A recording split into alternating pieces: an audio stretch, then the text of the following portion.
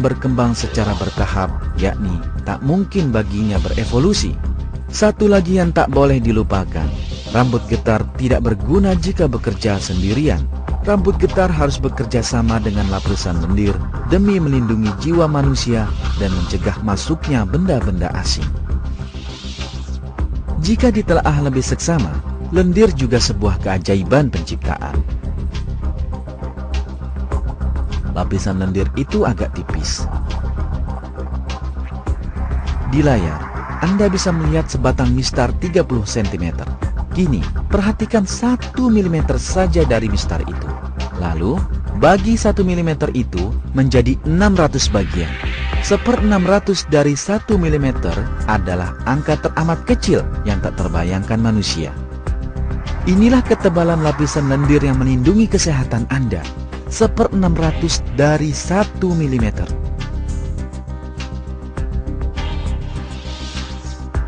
Lebih lagi, lapisan tipis ini tersusun dari 2 lapisan terpisah. Yang di bawah agak licin. Lapisan ini memungkinkan rambut getar membawa lendir ke arah tertentu. Lapisan atas atau lapisan pengaman agak kental, yang memungkinkannya menjerat benda-benda berbahaya. Kedua lapisan ini tak pernah bercampur atau bertukar tempat. Agar lebih memahami kesempurnaan perancangan sistem ini, bayangkan sejenak seandainya kedua lapisan bertukar tempat. Jika lapisan kental yang di bawah, rambut getar tak akan dapat bergerak dan menempel di tempatnya. Jika lapisan licin di atas, kotoran dan bakteri akan dengan mudah mencapai paru-paru tanpa tertangkap oleh lendir. Pada kedua kejadian, sistem ini tak akan berguna sama sekali dan manusia akan terjangkit penyakit yang akhirnya mengantarkan kematiannya. Sistem ini telah berfungsi tanpa celah sejak manusia pertama diciptakan. Kaum Darwinis menyatakan bahwa sistem ini muncul kebetulan, tahap demi tahap. Pastilah itu mustahil. Seperti yang baru saja kita saksikan, penyimpangan atau kekurangan terkecil pada sistem akan membuatnya tak berguna sama sekali. Inilah sebuah petunjuk penting yang membatalkan Darwinisme.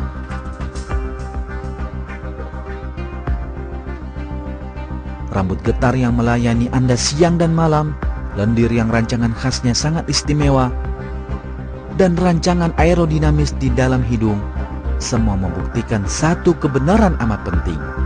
Allah menciptakan Anda.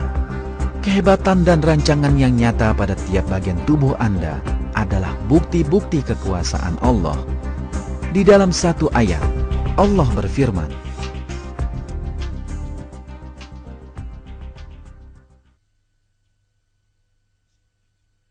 "Kami telah menciptakanmu, maka mengapa kamu tidak membenarkan?"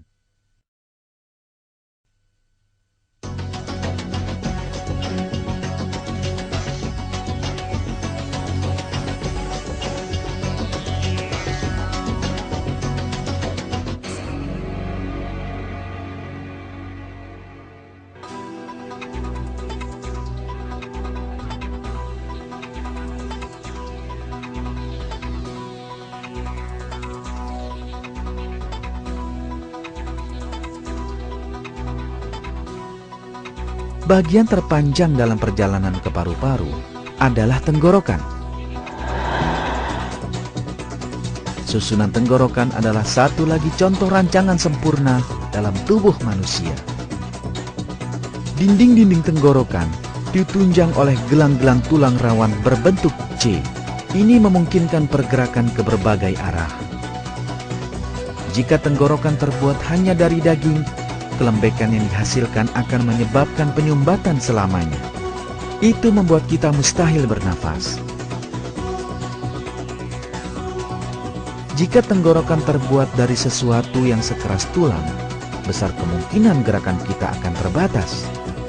Namun, susunan tulang rawan yang membentuk tenggorokan sepenuhnya cocok untuk semua jenis gerakan dan selalu terbuka karena kelenturannya.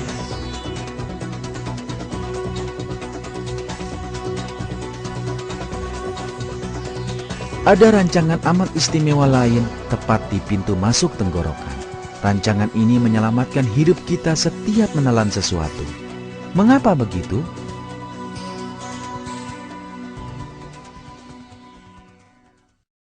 Kerongkongan dan tenggorokan terletak berdampingan di leher.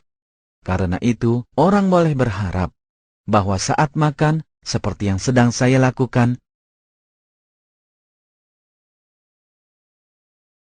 makanan akan tersangkut di tenggorokan dan mencekik saya. Namun, hal itu tidak terjadi. Walaupun saya terus makan dan bernapas, makanan tak pernah terjebak di tenggorokan saya. Lalu, apakah yang melindungi saya dan juga Anda saat makan?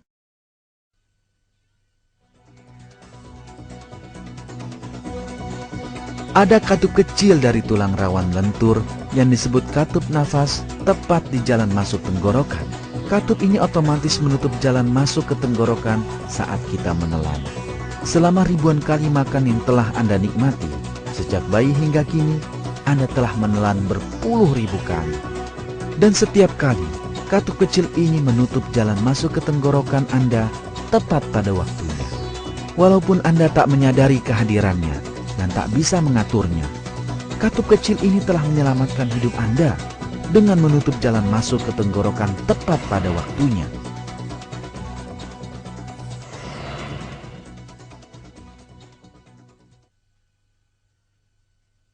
Seperti biasa, teori evolusi sangat tak berdaya menghadapi sistem ini.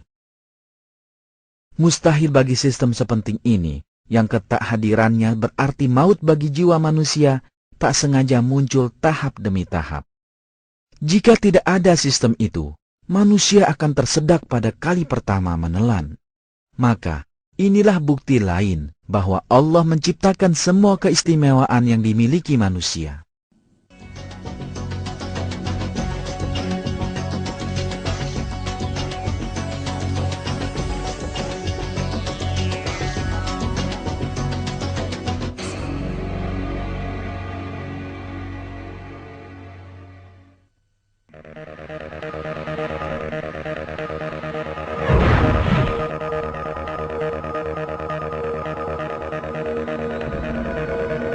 Jaringan tubuh mengeluarkan karbon dioksida sebagai sisa fungsi harian.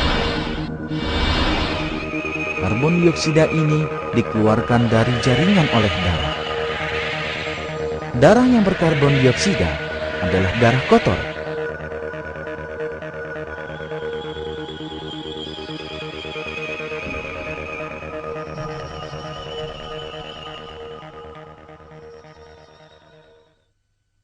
Untuk membersihkannya, darah harus dianginkan atau disentuhkan dengan udara. Oksigen di udara dan karbon dioksida di dalam darah akan dipertukarkan. Ada sekitar 5 liter darah di dalam tubuh manusia. Untuk menganginkan ke 5 liter darah ini, perlu menyebar di wilayah sekitar 100 meter persegi. Luas itu setara dengan sebidang lapangan tenis.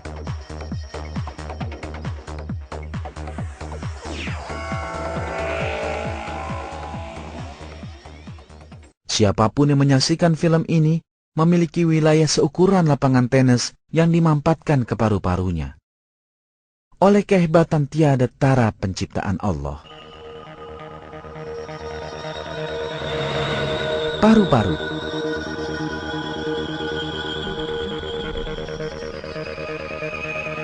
Setiap paru-paru terdiri dari bronki yang bercabang menjadi ratusan saluran. Di ujung setiap bronki ada alveoli atau kantung udara, seukuran kepala jarum pentul. Ada sekitar 300 juta kantung udara di dalam sekantung paru-paru yang sehat. Luas seluruh permukaannya setara dengan sebidang lapangan tenis. Udara yang melewati bronki mengisi alveoli. Alveoli ditutupi jaringan padat pembuluh rambut, jenis terkecil pembuluh darah. Alveoli dan pembuluh rambut terpisahkan satu sama lain oleh suatu selaput tipis. Selaput ini memungkinkan pertukaran gas antara darah dan udara. Karbon dioksida dari darah kotor dan oksigen dari udara dipertukarkan di sini. Dan darah kotor dicuci di dalam alveoli. Sistem yang memungkinkan darah Anda